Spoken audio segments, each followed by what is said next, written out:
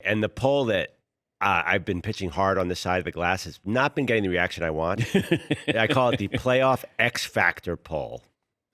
Okay, let me take a break here. Is this a hot new segment, X Factor? I don't know. Playoff X Factors people have been doing for years, haven't they? I don't remember, but I mean, if you say so. So this is the guy that you don't expect to be the headline grabber who could decide the game. Right. Like, who are we talking about Monday that's a non-quarterback? How about we do the Y factor, like X, or do we do a Z factor? Ooh, the Z factor. Yeah, that's hot. Z factor. They're even farther down the depth chart, the Z factor. Wasn't it World War Z? Oh, with Brad Pitt. I don't know what it is about that movie. My daughters and my wife are fascinated with that movie.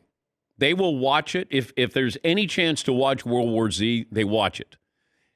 And I have not seen it.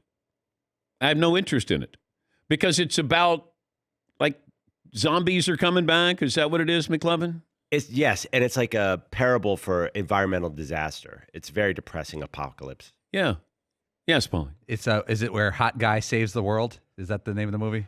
No. Oh, yeah. Isn't Brad Pitt in there, all long-haired and whatnot? Yeah. Yeah. Hot Guy Saves the World. Hot Guy Saves the World. Mm. Yeah, it got pretty good reviews. Like Rotten Tomatoes has it like 65%. That's pretty good.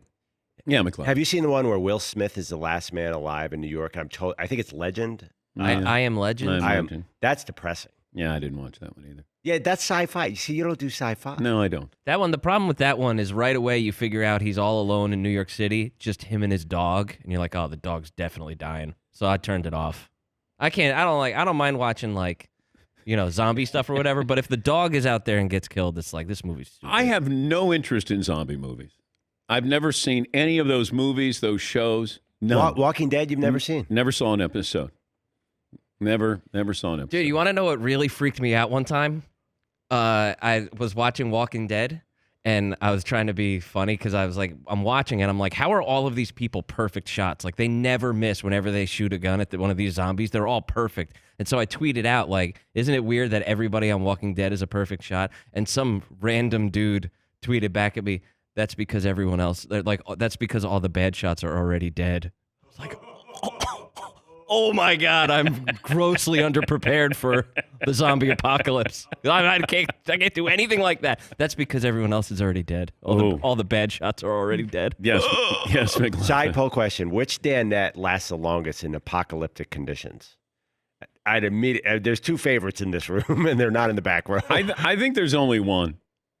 See, I think it's a close call. I think it's Paulie.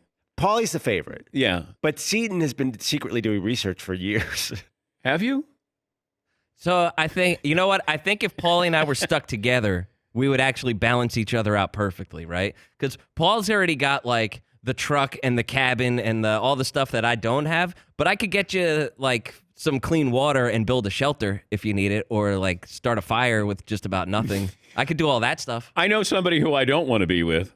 Yes, Todd. Wow. There is no way. If I try to chat it up with them and just make some friendly conversation, let them know I'm no harm to them. Yes. Yeah. I'm no harm to them. I just let's all just be You'd pals. make them eat their own arm. Like, just get me out of here. Somebody eat my ears off, please.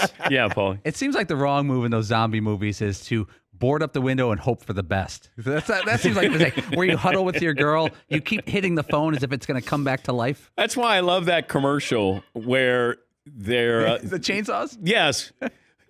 Yeah. Why don't we get in the started car? No, are you crazy? Head to the cemetery. Yeah. And then you see the guy who's behind the chainsaw just shaking his head. And once again, I don't know what that commercial's for. I'm assuming it's for car insurance. I have no idea. In those zombie movies, they always slide like 3 desk chairs in front of the doors. That's going to keep out a horde of zombies. Yes, McLovin. I could just picture sitting around talking about how are we going to get clean water, food, and Todd, all he's asking about is the bathroom situation in the apocalypse. And if they have a Jersey Mike's around the corner or something, that's all I really want to know. You know, the way I would get Todd fired up, I would say, you know what? Those guys right there took all the onion bagels. Now go get them, Todd. Where's the tuna fish and where's the onion bagels? Go crazy. Yeah, go crazy. Remember how long Todd teased the onion bagel story? It was like for like a whole week. It was like, by the way, I got to get to my bagel story.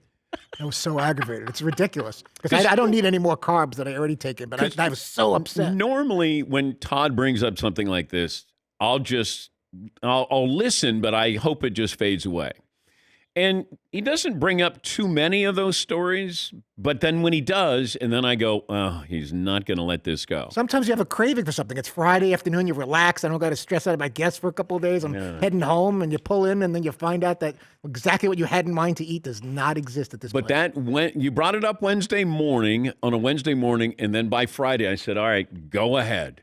And then all of a sudden, you unleashed your wrath on the poor woman, probably a high school student who was there in the drive-thru who didn't have onion bacon. You go to a pizza place and they say, "Oh, we're out of pizza today." Or a donut shop with no donut doesn't make sense. It doesn't make sense. If they ran out of pepperoni, then I understand that, but not pizza. They wouldn't run out of pizza. Well, I'm exaggerating a little bit, but an onion bagel to me. Todd, you hurt somebody's feelings. I didn't mean to. Yeah, but you did. She did kind of get a little pale and like, I'll get the manager and see maybe there's one left in the back there. 21 after the hour. Just trying to give my opinion. Take a break here.